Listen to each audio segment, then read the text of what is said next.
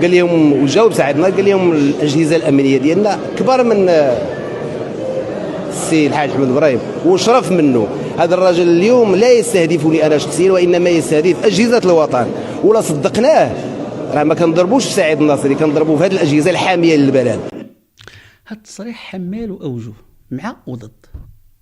هو من واحد الجهه بصح اذا كان بن ابراهيم قال بان الناصري هو اللي كيتكلم مع السلطات وفلان راه المفروض يكون مع شي واحد واقف في المحكمه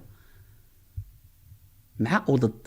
مفروض ما يمكنش عب وحدك الا كان بصح كيتواصل، راه ما يمكنش السلطات المغربيه غتزقلو ماشي شغلنا.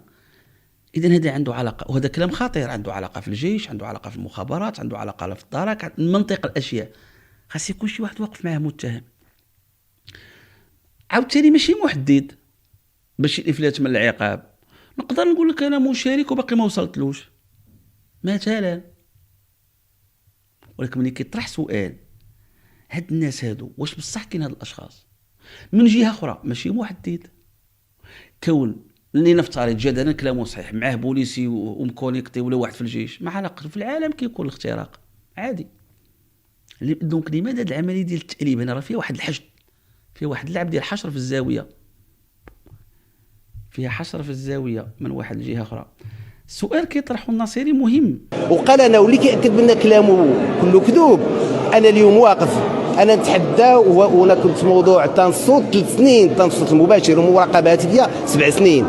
يجيبوا لي مكالمه هاتفيه وحده مع رجل درك، مع رجل امن، مع رجل جيش، مع رجل استعلامات، مع رجل مخابرات. كنتذكر انا وجهي، وكان المفروض اليوم اللي انا كنت مكلف بهذه الاشياء يكونوا حدايا هاد الناس. اليوم انا واقف بوحدي.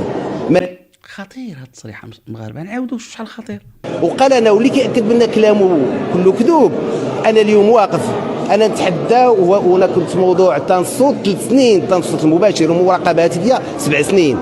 يجيبوا لي مكالمه هاتفيه وحده مع رجل درك، مع رجل امن، مع رجل جيش، مع رجل استعلامات، مع رجل مخابرات.